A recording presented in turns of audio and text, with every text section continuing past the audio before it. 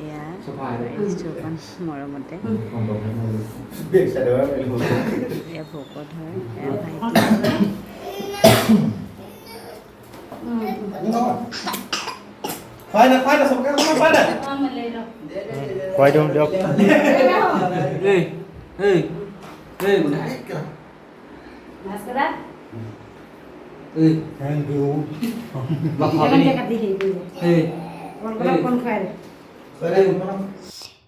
এয়া হ'ল মোৰ কেকটো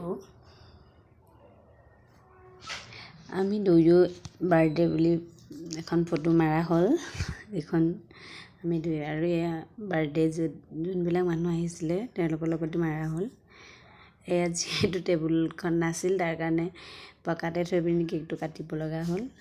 দেহাৰ ষ্টাইল চাওকচোন